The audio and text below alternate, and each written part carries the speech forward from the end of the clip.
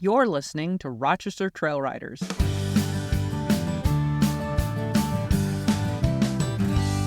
Rochester Trail Riders Challenge 5, Letchworth State Park.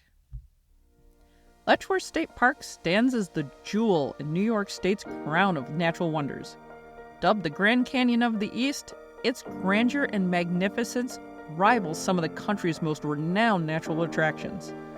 Spanning a vast 14,427 acres and stretching 17 miles in length, the park offers a rich tapestry of scenic vistas, deep gorges, verdant forests, and cascading waterfalls.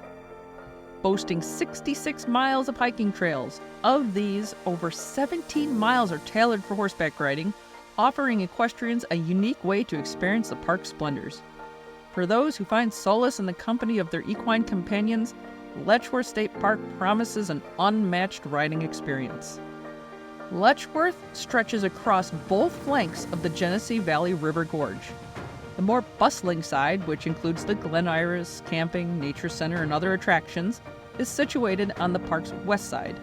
A park fee of $10, current at the time of this podcast, applies to this area.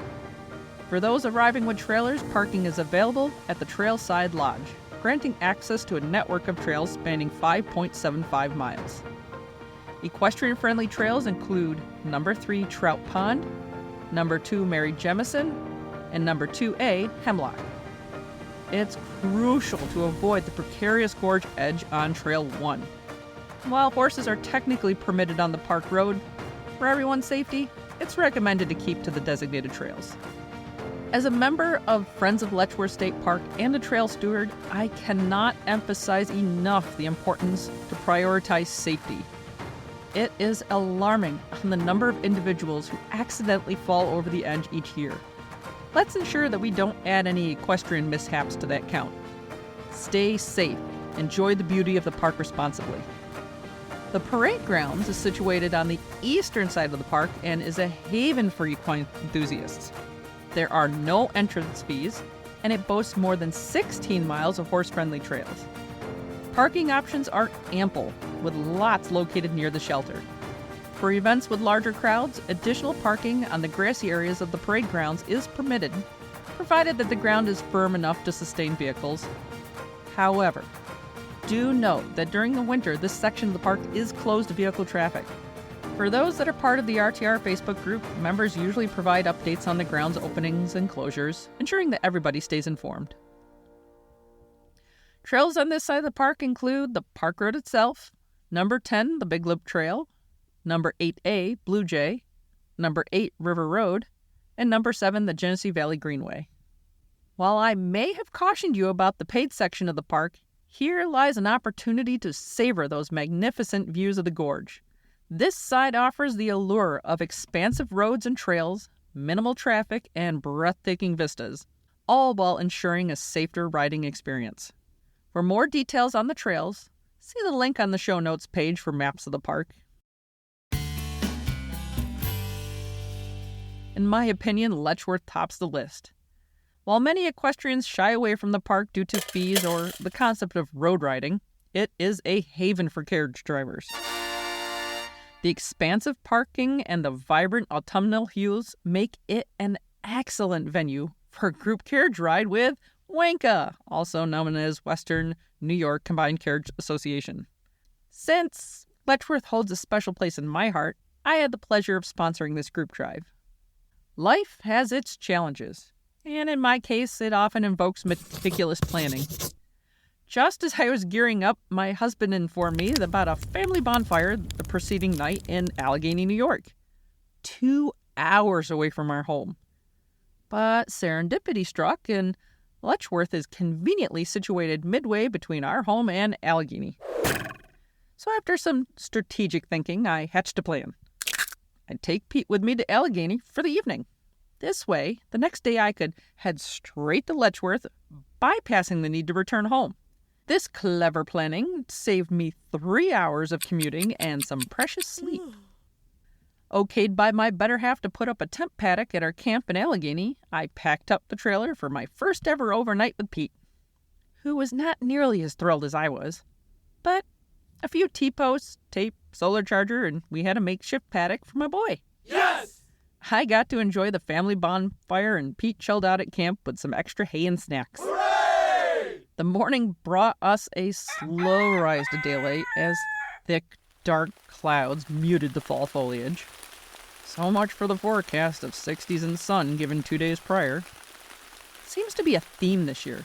You want to ride? Okay, it'll rain. Well, I'm the one hosting, so I must go, just in case somebody else does show up.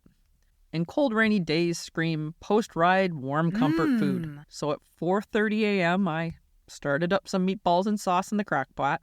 By 7:30, I broke down my mini paddock and loaded Pete up. 8:30, and we were on the road up to Letchworth. Raining the entire way. Pulling into the parade grounds at 10 a.m., the sun finally broke out and my spirits were lifted just slightly. I went to check the weather on my phone and no signal. Nothing. Zip. Nada. With no internet, that meant no weather report and no clue how many people were coming. Uh-oh. I checked on Pete and turned on the radio to wait. Go Bills! They were playing in London today and the game was on in the morning. As for the result of that game, I really don't want to talk about it. Just about the time I was second-guessing my own resolve to go on a drive in the cold rain, another trailer pulled up. Michelle brought her Dutch harness pair, Hummer and Harley, and Kim as her groom. The three of us shared a mutual consensus. We might be a tad crazy. But, given the lengths we traveled to get to Letchworth, might as well hitch up and make the most of it. Against the backdrop of moody skies, the fall colors dazzled in their full splendor. The sun intermittently graced us with its presence, interspersed with brief rain showers as we navigated toward the E-cabin loop. Ordinarily, this would mark our turning point. However, with the sun now beaming through the dense canopy, we couldn't gauge if more rain was on the way. Since we're the only two hitches in attendance, we collectively decided, why not? And embarked on the entire Big Bend loop. At some juncture, we began to second-guess our decision. We was right around the halfway mark where we paused to give our horses a breather. There, overlooking the staggering 600-foot gorge from a vantage of Great Bend Overlook, drenched to our innermost layer and shivering, the weight of our choice really sunk in. After capturing our dampened adventure in photos, we trudged on. Midway back to the E-cabins, Michelle halted and calmly turned to Kim, saying, "Don't panic, but a trace just fell off." The trace is a pivotal leather strap connecting the horse's breast collar and facilitates the pulling of a carriage. Further complicating the situation, this was the inner trace of a two-horse hitch, making it a little challenging to access. Michelle guided Kim on reattaching the trace to its proper place. It was then that the root of the issue revealed itself. The pin securing the quick-release clasp had vanished during the journey. A frenzied search through spare boxes yielded a snap, effectively averting a potential mishap. Phew! As we proceeded on, the sun continued its playful game of hide-and-seek. Our path was hardly one would call a road. It was a narrow, rugged dirt trail that tested the suspension of our carriages. The marathon vehicle might boast an airbag ride, but even that couldn't shield us from the relentless jolts. My bladder, having reached its tolerance, was bleeding for relief. I was immensely grateful to Kim in that moment, as she promptly took my place at the whip seat, while I sought a discreet spot for a much-needed break. Feeling relieved and re-energized, I was now up for whatever lied ahead. Indeed, the day still had its surprises in store for us. Eager to document our journey, I had been stowing my phone in what I believed was a secure jacket pocket. However, the jolting ascent up the next steep hill begged to differ. As we paused to let our horses catch their breath, I reached for my phone, anticipating a picturesque moment. To my dismay, the pocket was empty. "Kim," began with a hint of panic, "could you, hold on to Pete for a moment? I need to retrace our steps to find my phone." Kim quickly took over the reins in the whip seat. With the locator feature on my Apple Watch activated, I started retracing our bumpy route back down the hill, hoping to hear the familiar ping of my phone. At one point, I thought I caught a distant call of my name, but with limited visibility, I stayed focused on my mission. The Apple Watch proved its worth, and I soon located my phone. Making my way back up the incline, I truly appreciated the immense strength of horses. Pulling a carriage up such terrain was no small feat, and by the time I reached our resting spot, I was out of breath. Once I rejoined the group, Michelle and Kim shared a harrowing tale. They had indeed shouted out my name, and their urgency was warranted. Pete, feeling an itch, had lowered his head and, inadvertently, removed his bridle. Uh-oh! A hitched horse without its bridle is possibly the most precarious position one can face. Gratefully, Pete's calm demeanor prevailed, and he just simply stood there. With both Michelle and Kim in their respective carriages and nobody on the ground to assist, Kim had to muster her courage. She disembarked from the carriage, fervently hoping Pete would remain stationary, proceeded to fully remove the bridle, and then tried to place it back on him, all while he's still attached to the carriage.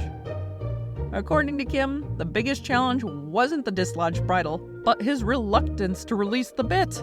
It was as if he was saying, "Hold on, I'm still hitched. This stays in place." The tousled state of Pete's mane was the sole testament to the recent escapade. Relieved, Kim eagerly handed back the reins, preferring to take her steadier spot on the groom step of Michelle's carriage. We jestingly agreed that we'd had enough of these unexpected thrills for one day, having encountered 3 already. And with that, we set our sights onto the next stretch, ascending towards the overlooked parking area. The horses gratefully paused, seizing a moment to relax while we extracted our phones to capture a few more scenic shots and exchanged greetings with a handful of visitors who ventured to this side of the park. With one final uphill task ahead, we made our way back to the trailers.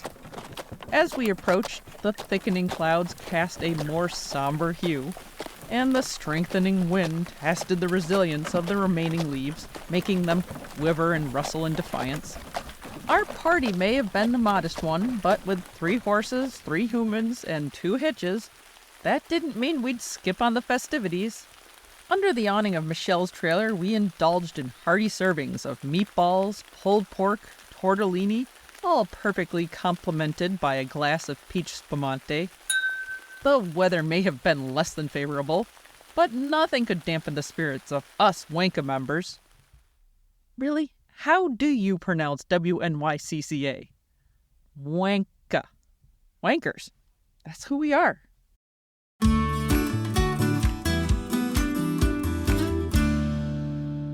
Letchworth State Park holds number 5 in my equestrian adventures. The park's beauty remains unscathed regardless of weather conditions and always presents a picturesque landscape. While I usually gravitate to the parade grounds area, I have ventured to the park's paid side on occasion. That was when they offered guided trail rides on rented horses. However, I don't possess an Empire Pass, and shelling out $10 for just 6 miles of trail feels a tad excessive for me. Nevertheless, Letchworth's allure is undeniable. In every journey, there's a memory in the making. For equestrians looking to explore Letchworth State Park, it's an immersive experience that's a tad challenging to encapsulate purely in numbers. While I typically provide details on the length, distance, and elevation gain of trails, the absence of cell service made it difficult for my Equilab to function. Nonetheless, to give you an idea, the complete loop we ventured on spanned approximately 9 to 10 miles. The journey was dotted with steep elevations, presenting in roller coaster-like terrain with a frequent 200-foot variations. The route boasts numerous overlooks and trailhead parking spaces, offering regular intervals for rest. For fellow riders, you'd be pleased to know that aside from the main trail, there are several other trails branching out that welcome horses. Do heed the signage to determine which trails are designated for equestrian use. Cannot stress enough how rewarding Big Loop Bend is, especially when visiting during the autumn season. The rich tapestry of fall colors enhances the already mesmerizing experience, and I'm sure you'll find it as enjoyable as well. Parking.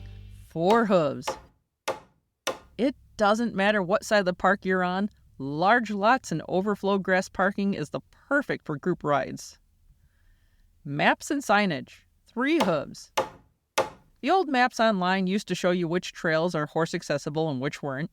However, if you go to the notes page on this episode, you'll find detailed maps marked for horse use. Difficulty: 2 hooves. The trails themselves aren't the issue, but the nature of the park with its steep elevation gains means that you should visit when your horse is more conditioned. Either that or add time into your ride to give them needed breaks. Maintenance: 4 hooves.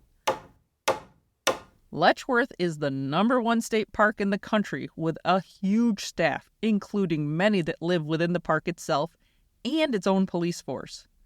Most of the trail maintenance and improvements are funded and staffed by volunteers with the Friends of Letchworth State Park. If you'd like to sponsor their work or volunteer yourself, consider becoming a member. That wraps up today's show. Until next time, respect the trail, wear a helmet, and clean up after your horse at the trailer site. Happy trails.